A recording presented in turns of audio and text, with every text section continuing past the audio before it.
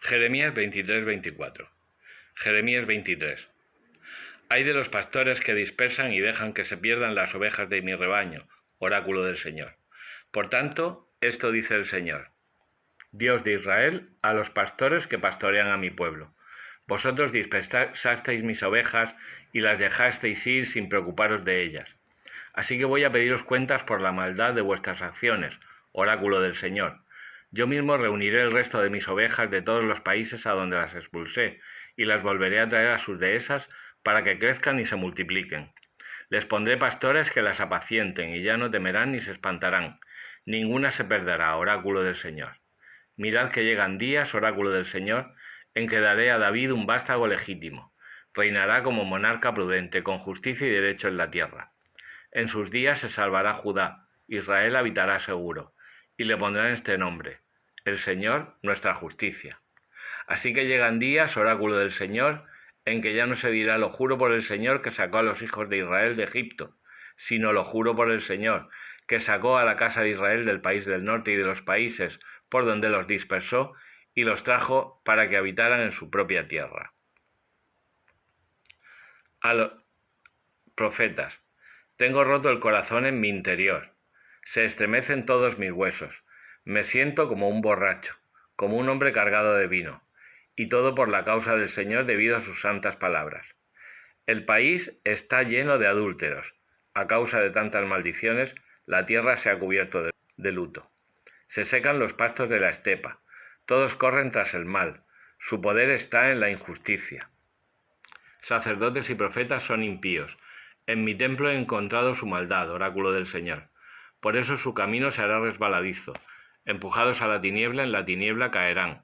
Pienso traerles la desgracia cuando venga a pedirles cuentas, oráculo del Señor. He visto en los profetas de Samaria un verdadero desatino. Profetizan en nombre de Baal y extravían a mi pueblo, Israel. Pero en los profetas de Jerusalén observo una cosa monstruosa.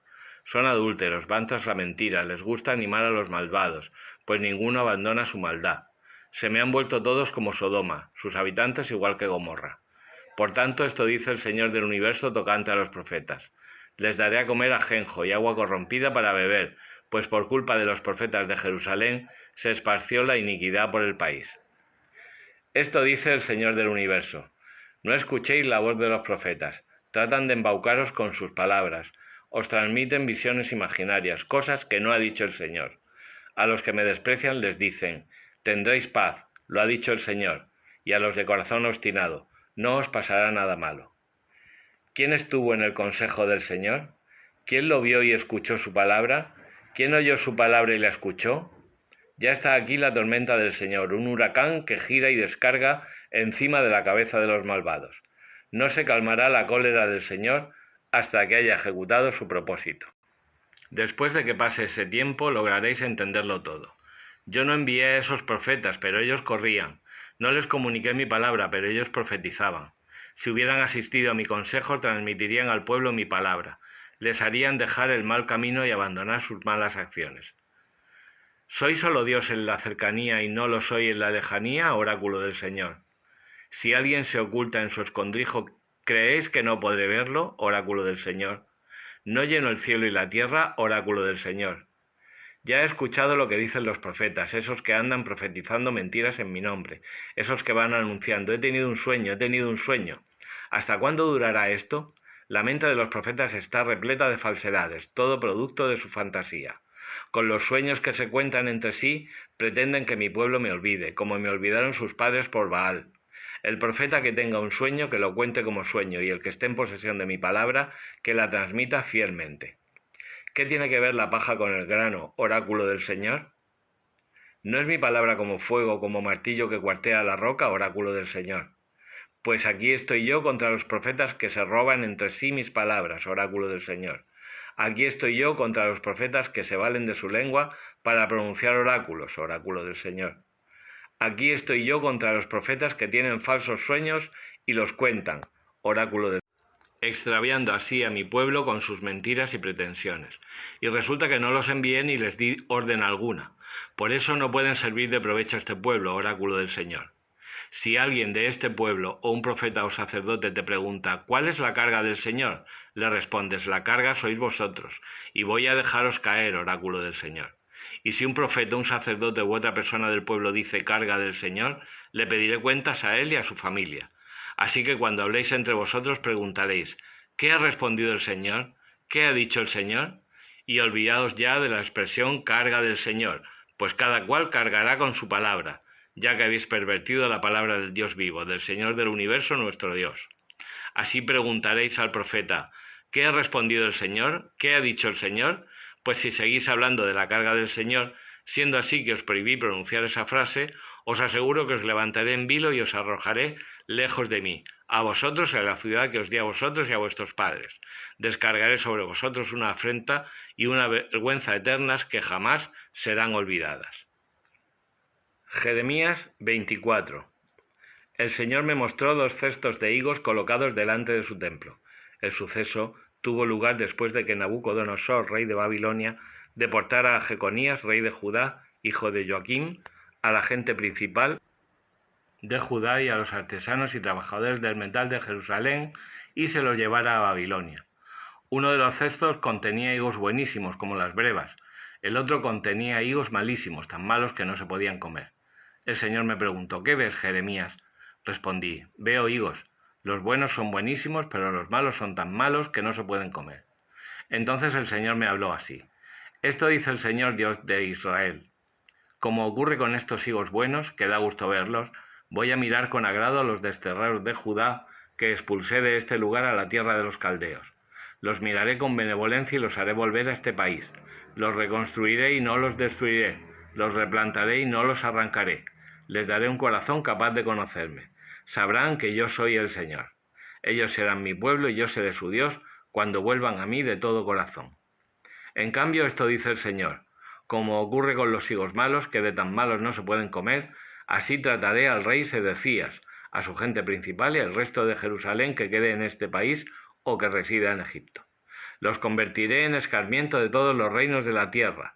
Serán objeto de insultos, sátiras, burlas y maldiciones en todos los lugares a donde los disperse. Haré que los persigan la espada, el hambre y la peste, hasta que desaparezcan de la tierra que les di a ellos y a sus padres. Sabiduría 17:1-10. Grandes e inenarrables son tus juicios, por eso las almas ignorantes se extraviaron. Cuando los malvados creían que podían oprimir a la nación santa, se encontraron prisioneros de las tinieblas, encadenados en una larga noche, recluidos bajo su techo, desterrados de la eterna providencia. Pensaban permanecer ocultos con sus secretos pecados, bajo el oscuro velo del olvido, pero se vieron dispersos, presa de terrible espanto, sobresaltados por alucinaciones.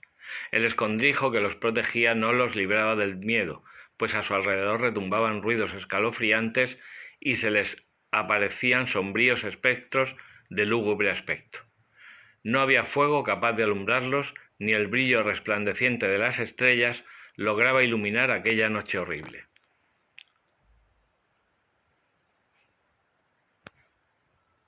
Para ellos solo lucía una hoguera espantosa que ardía por sí misma, y cuando desaparecía la visión quedaban tan aterrados que les parecía más macabro aún de lo que habían visto.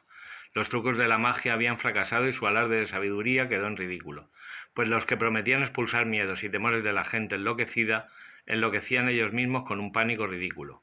Y aunque nada inquietante les atemorizase, sobresaltados por el paso de las alimañas y el silbido de los reptiles, sucumbían temblando, negándose a mirar aquel aire inevitable. Gálatas 2. Después, transcurridos 14 años, subí otra vez a Jerusalén con Bernabé, llevando también a Tito. Subí por una revelación, y les expuse el evangelio que predico entre los gentiles, aunque en privado a los más cualificados, no fuera que caminara o hubiera caminado en vano. Sin embargo, ni siquiera obligaron a circuncidarse a Tito, que estaba conmigo y es griego. Di este paso por motivo de esos intrusos, esos falsos hermanos que se infiltraron para espiar la libertad que tenemos en Cristo Jesús y esclavizarnos. Pero ni por un momento cedimos a su imposición, a fin de preservar para vosotros la verdad del Evangelio. En cambio, de parte de los más cualificados, lo que fueran o dejaran de ser entonces, no me interesa, que Dios no tiene acepción de personas, los más representativos no me añadieron nada nuevo. Todo lo contrario, vieron que se me he encomendado a anunciar el Evangelio a los incircuncisos, lo mismo que a Pedro a los circuncisos, pues el mismo que capacita a Pedro para su misión entre los judíos, me capacita a mí para la mía entre los gentiles. Además, reconociendo la gracia que me ha sido otorgada, Santiago, Cefas y Juan, considerados como columnas, nos dieron la mano en señal de comunión a Bernabé y a mí, de modo que nosotros nos dirigíamos a los gentiles y ellos a los circuncisos. Solo nos pidieron que nos acordáramos de los pobres, lo cual he procurado cumplir. Ahora bien, cuando llegó Cefas a Antioquía tuve que encararme con él, porque era reprensible. En efecto, antes de que llegaran algunos de parte de Santiago, comía con los gentiles, pero cuando llegaron aquellos se fue retirando y apartando por miedo a los de la circuncisión. Los demás judíos comenzaron a simular con él, hasta el punto de que incluso Bernabé se vio arrastrado a su simulación. Pero cuando vi que no se comportaban correctamente según la verdad del Evangelio, le dije a Pedro delante de todos: si tú, siendo judío, vives como los gentiles y no como los judíos, ¿cómo fuerzas a los gentiles a judaizar? Nosotros somos judíos de nacimiento, no pecadores de entre los gentiles. Pero sabiendo que el hombre no es justificado por las obras de la ley, sino por la fe en Jesucristo, también nosotros hemos creído en Cristo Jesús para ser justificados por la fe de Cristo y no por las obras de la ley, pues por las obras de la ley no será justificado nadie. Ahora bien, si buscando ser justificados en Cristo resultamos también nosotros pecadores, entonces ¿qué? ¿Será Cristo un servidor del pecado? Ni mucho menos. Pues si vuelvo a construir lo que había demolido, demuestro que soy un transgresor. Pues yo he muerto a la ley por medio de la ley, con el fin de vivir para Dios. Estoy crucificado con Cristo. Vivo, pero no soy yo el que vive, es Cristo quien vive en mí. Y mi vida de ahora en la carne la vivo en la fe del Hijo de Dios, que me amó y se entregó por mí. No anulo la gracia de Dios, pero si la justificación es por medio de la ley, Cristo habría muerto en vano.